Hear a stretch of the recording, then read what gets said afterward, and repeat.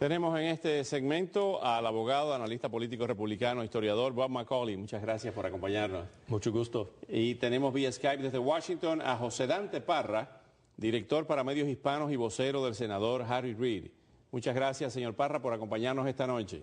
Bien, gracias, Oscar, por la oportunidad de estar con ustedes. Gracias. Vamos a comenzar por lo que dijo el presidente Barack Obama de que estaríamos quizá más cerca, o que exhortaba precisamente a los republicanos a ceder en algunos puntos para evitar el abismo fiscal. ¿Cómo lo ven ustedes desde allí, desde el Congreso?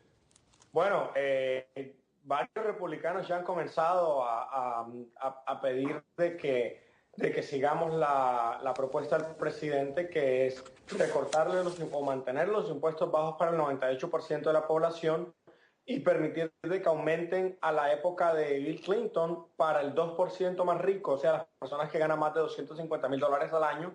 Es una manera en la que podemos tanto reducir el déficit y a la misma manera no frenar el crecimiento económico que hemos venido experimentando y buscar fortalecer ese crecimiento económico. Bob Macaulay, Ben Bernanke dice: si actualmente la economía se fuera hacia el abismo fiscal, nuestra evaluación, la evaluación de la Oficina del Presupuesto del Congreso y todos los pronósticos externos piensan que tendría efectos adversos muy significativos en la economía y en la tasa de desempleo. ¿Sería el desastre?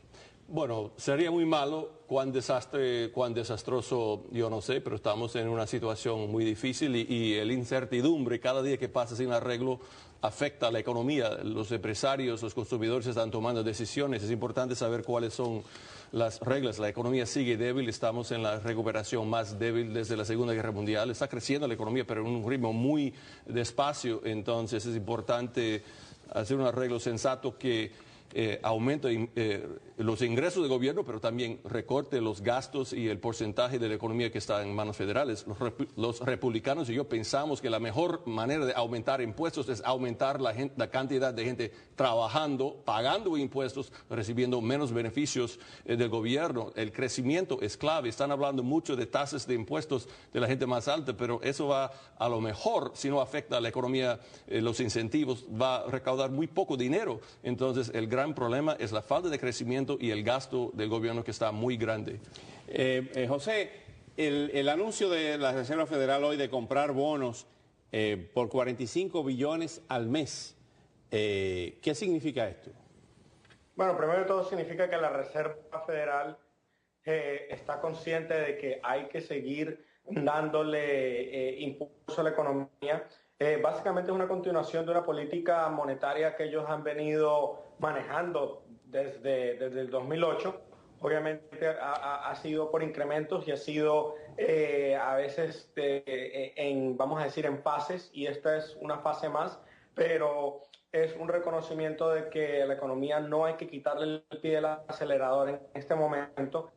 Y tanto como se está haciendo esto del lado de la Reserva Federal, hay que hacerlo también del lado fiscal, que es lo que se está discutiendo en este momento en el Congreso, y esperamos de que los republicanos básicamente suelten a la clase media que la tienen secuestrada, y por proteger este 2% más rico, y que permitan de que para esas personas aumenten los impuestos y mantenerlos bajos para el resto de la clase media, para el 98% de la población, que es algo que la gran mayoría de los estadounidenses están de acuerdo con ese acercamiento para comenzar a resolver este problema. Bob Macaulay, ¿qué significa esta emisión, esta compra de bonos del Tesoro de 45 billones al mes? Bueno, y hicieron otro en septiembre, 2 meses antes de la elección también. O sea, la Reserva Federal tiene su pedal al piso en el acelerador, y es muy artificial esto de mantener los intereses 2% por debajo de la inflación. Normalmente el gobierno federal paga por sus bonos 1 o 2% por encima de la inflación. Entonces tenemos intereses muy artificiales, y a largo plazo hay que compensar por eso. Entonces esto es peligroso, y si subiera, digamos, 2 o 3 puntos, tendríamos más de casi 300, 400 mil millones de dólares al año del gasto. Entonces esto es muy artificial, y hay que... Pero no es una forma sí, de que las personas, en vez de sí, ahorrar el dinero, lo gasten y, sí, poner la masa monetaria en movimiento. Bueno, es interesante. Ahora, el comprador principal de los bonos del gobierno no es China, es la Reserva Federal comprando de tesoro. Lo importante es tener crecimiento de la economía real, produciendo más energía con reformas regulatorias sensatas, incentivos tributarios, tener las reglas bajo control. Hay maneras de hacer arrancar la economía, pero imprimir dinero y mantener intereses por debajo de inflación eventualmente va a traer inflación. Tenemos el beneficio de que otros países están peor que nosotros. Europa está muy mal, China está muy inestable. El dólar, a pesar de todo, es la mejor moneda del mundo. Estamos abusando de esa moneda ahora y tenemos que buscar cómo mejorar la economía real. José Parra, tenemos que cuidar la economía real y no abusar del dólar, como dice el doctor Macaulay. Bueno, precisamente eso es lo que hemos estado haciendo, cuidando la economía real.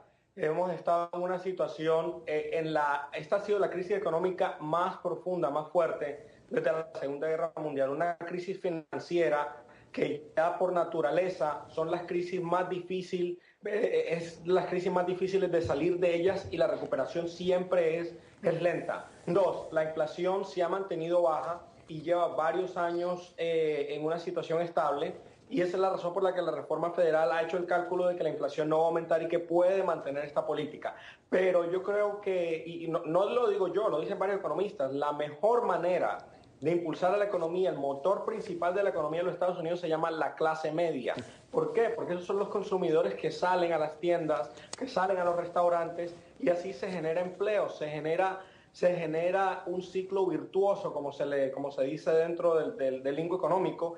Y si hay incertidumbre entre la clase media que sus impuestos van a aumentar, vamos a tener ese problema en el que la recuperación se nos puede desplomar. El 2% de la población que se gana más de $250,000 al año puede absorber esos 4 centavos por cada dólar por encima de 250,000 y ayudarnos a reducir el déficit mientras que mantenemos a este motor económico que se llama la clase media, la clase trabajadora, en una situación solvente en la que puedan seguir estimulando nuestro crecimiento económico. Vamos a escuchar a Ben Bernanke porque Bob Macaulay, cuando hablaba José Dante Parra, decía que no con la cabeza. Vamos a decir por qué lo hacía, pero vamos a ver al señor Bernanke.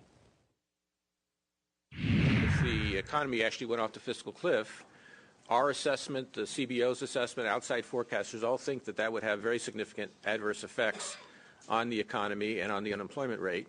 I don't buy the idea that a short-term descent off the fiscal cliff would be not costly. I think it would be costly, and in fact, we're already seeing costs. Why is it that consumer confidence dropped so sharply this week? Why is it that small business confidence dropped so sharply? Why are the markets volatile? Why is business investment among its weakest levels during the recovery? Se ha caído la confianza del consumidor, dice. Bueno, está bajando, pero la economía sigue con problemas. Y esta retórica de lucha de clases que sale del presidente y del señor Parra, eso no resuelve. Si los ricos pagan cada centavo que Obama quiere, va a aumentar los ingresos al gobierno de 80,000 millones al año, mientras el déficit está más de $1 billón, $1,2 trillion. Entonces, eso es muy poco, es algo simbólico para los demócratas. Hay que restringir el crecimiento del gobierno, los programas de beneficios, los entitlements. Hay que estimular el crecimiento. O sea, ellos piensan que aumentando impuestos sobre los empleadores va a ayudar a los empleados. Y eso no es así. Van a aumentar los impuestos por encima de la tasa de Clinton para 40,5 a los salarios y 23,8 en las inversiones.